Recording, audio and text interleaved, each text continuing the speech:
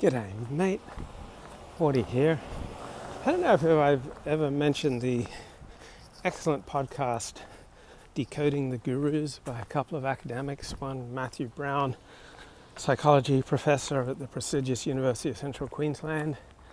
The other co-host is Chris Kavanagh, an anthropologist, lives in Japan but is associated with Oxford University. And there are a couple of blokes who are pretty centre left, and they decode, the greatest minds the modern secular guru sphere has to offer, tries to figure out what the hell they're talking about. And so I often get the prompt, including in a recent comment by Art Bell, that I should do another decoding of Decoding the Gurus. And maybe just say that some people are a lot easier to decode than others, right? You don't have to put a lot of work in to decode a Ben Shapiro, right? Talk very rapidly, take the most conservative positions possible, and use all sorts of nasty debating tricks, right? That's the essence of Ben Shapiro. Okay, gotta catch this light. Then Dennis Prager is also pretty transparent. But some people take a lot more effort to decode. And so the blokes behind Decoding the Gurus, right, their work is pretty epistemically sound. And suffice to say, I woke up wide awake at about 1:30 this morning with a couple of ideas rattling around in my head about how to decode Decoding the Gurus. So I think I will approach them on point number 3 of their Gurometer, which notes that gurus tend to be, almost by definition, anti-establishment, because you're just going to give establishment perspectives, then nothing makes you special. Why are people going to pay attention to someone who's simply giving you an establishment perspective? So if you want a substantial following, right, you have to give something different than what's found in the New York Times and among academic specialists. Okay, so this is what was rattling around in my head, that if our institutions and the establishment is largely captured by the left, would it not make sense for anyone who's not of the left to have an instinctive rebellion against the establishment, right? If you're not on the left, why would you not have an instinctive suspicion of our institutions that are largely captured by the left? And so one of the raps that gurus puts on gurus is that they often make all sorts of pronouncements without any expertise. But what is the process for establishing expertise? Is it not to demonstrate a willingness to conform to the expectations of a certain group in power whose most powerful members tend to be on the left? And don't you have to conform to habits, practices, methods of speaking, a disengaged, buffered, reflexive self, right? Putting a great deal of distance between yourself and your instinctual, habitual reactions to things. I mean, this distance between habitual reactions and what you say publicly, right, is almost the hallmark of someone with the buffered, disciplined, reflexive, modern liberal left character, the courtier morality.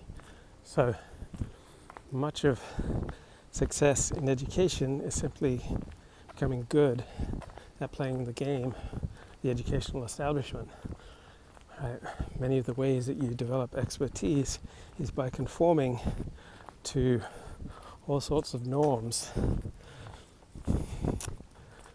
wielded by those with power in your profession. So, for example,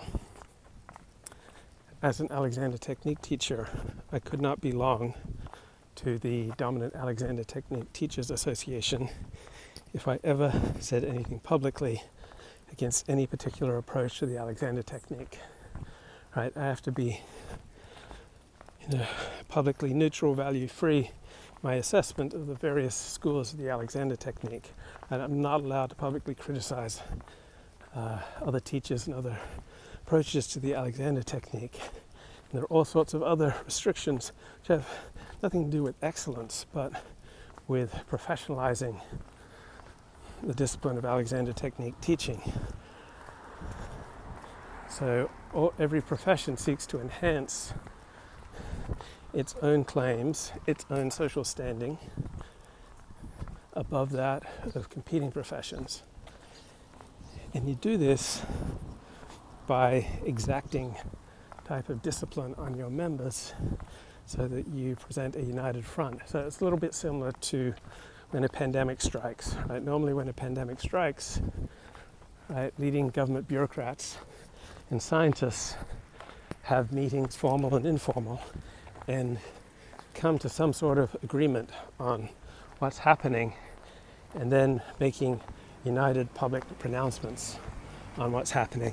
And this is hardly science, but it effectively carries the mantle of science in the public square, so that if you're opposed to what these bureaucrats and their favored scientists agree to publicly present to the public, then you get the label of anti-science. But being a skilled bureaucratic operator like Anthony Fauci,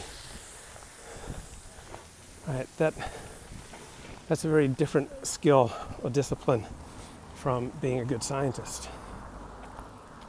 And so being acknowledged as an expert essentially requires that you adhere to the bureaucracy of this particular profession, and that you get along with everyone and have your peers happy to assent to you being described as an expert because you're one of them and you represent their interests. And the interests of a profession usually contrary to the interests of the public at large.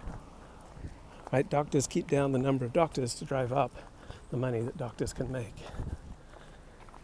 Lawyers claim all sorts of special privileges for themselves for all sorts of things that non-lawyers could do.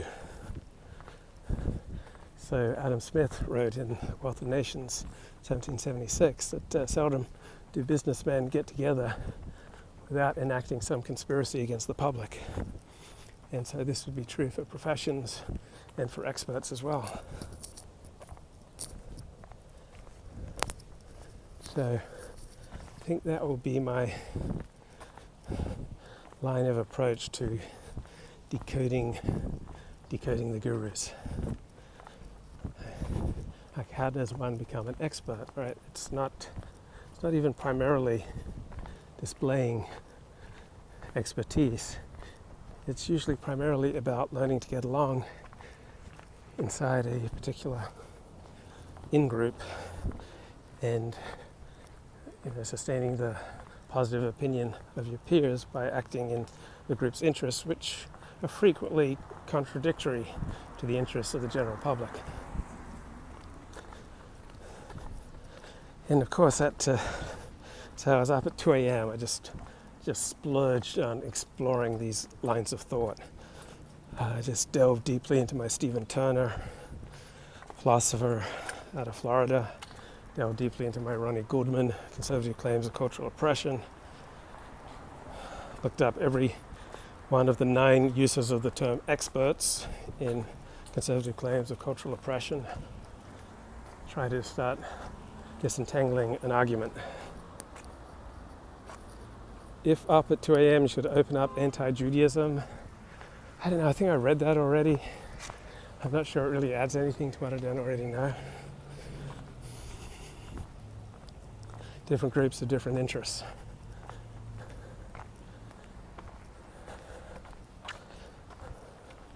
So It's also interesting, I was eating my brekkie, and there's a big article in the Los Angeles Times about someone who was a good friend of mine in high school, one of my top 3 friends in high school, Rob Stutzman. So he was a year below me. So when I was the sports editor, he was a sports reporter. When I became, I think, the news editor, he was news reporter. When I became the editor-in-chief of my high school newspaper, he became the sports editor. And then after I graduated high school, he became the editor-in-chief of the Hillman Messenger. And then he went on to become a Republican consultant. And there's a big article about him in the Los Angeles Times about how he's made friends with a center-left Democratic politician who he once assisted in opposing. So Stutzman is a moderate Republican, very anti-Trump, who political consultant, helped Arnold Schwarzenegger gain political office. And Stutzman eventually befriended the center-left Democratic politician who he'd once defeated in an election. And Rob Stutzman is celebrated for his bipartisan civility in this Los Angeles Times column by Mark Z. Barabak, is the very same Rob Stutzman I knew in high school. He was always civil. I never heard anyone hate Rob Stutzman. He always colored inside the lines. He was always willing to play the game as decided by the powers that be. He supported our major institutions, wanted to work within institutions, which he has done. Very predictable person, like he was a solid bloke, you could count on him. Predictability is a really important trait if you want to maintain friendships and relationships and a marriage. So after high school and college, he got married, he had kids, he moved on up, he worked through the institutions and became the very established power play that you would have expected back in high school.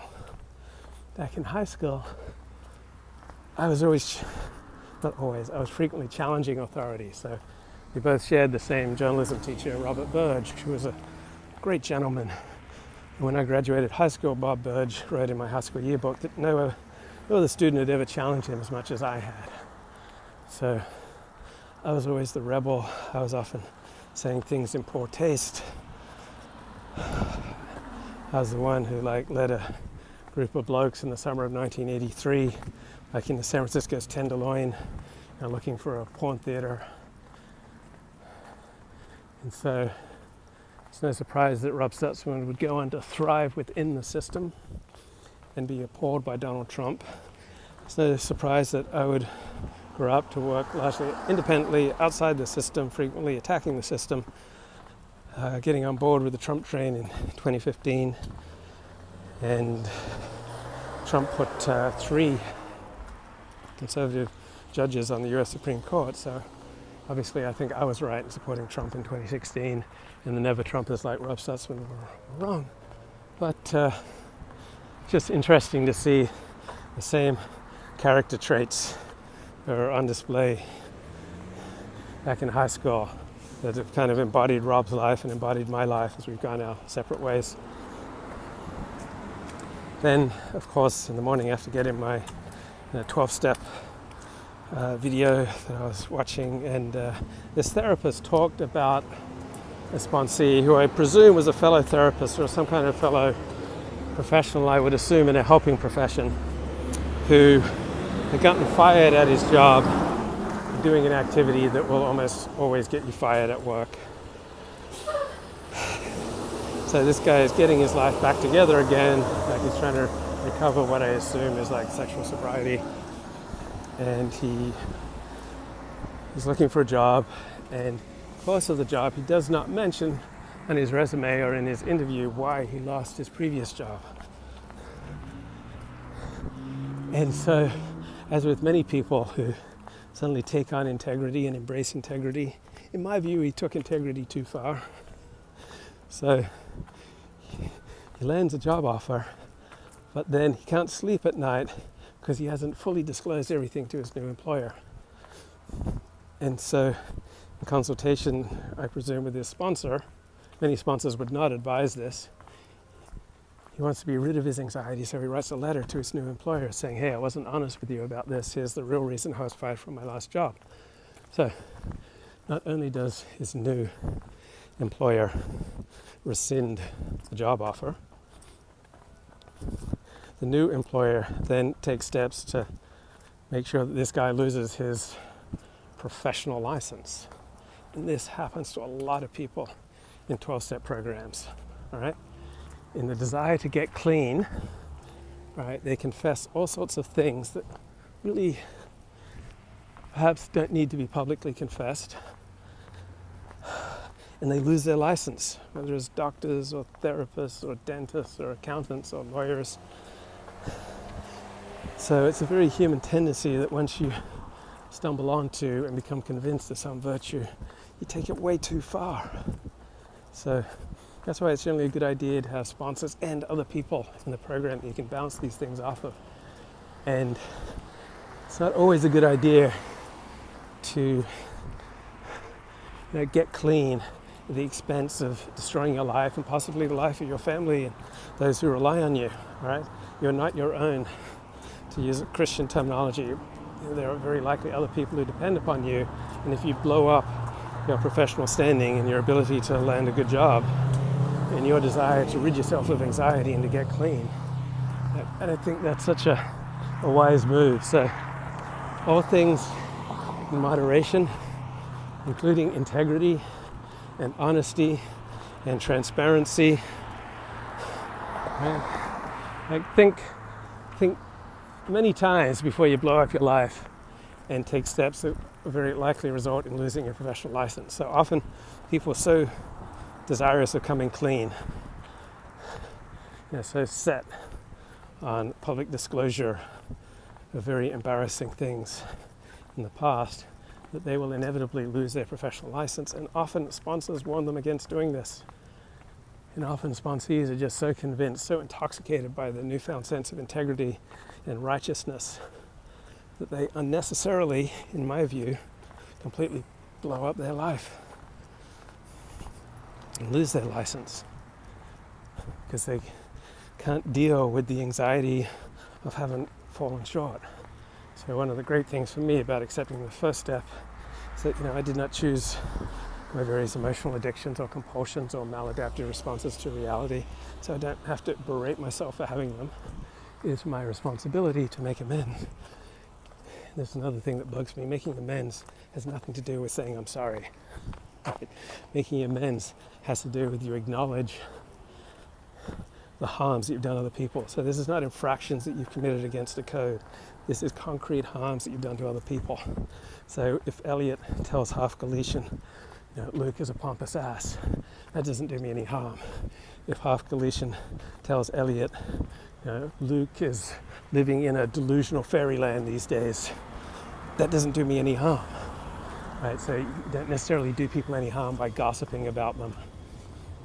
All sorts of infractions of various moral codes don't necessarily result in any harm. So the purpose of the ninth step is to make amends for concrete harms that you've done to people's lives. Making amends is not about saying I'm sorry. It's about acknowledging the harm that you've done to someone, except when to do so would harm them or you, and then taking steps to try to reduce that harm, to try to clean up your mess that you've created. But there's very little to do, if anything to do, with saying I'm sorry, right? That is just a gross perversion of the 12 steps. To just carry on, oh, I'm so sorry that I cheated on you. I'm so sorry that I stole from you. I'm so sorry that I lied about you. I'm so sorry that I ripped you off in business, right? That's not making amends. That's no fair dinkum ninth step, mate.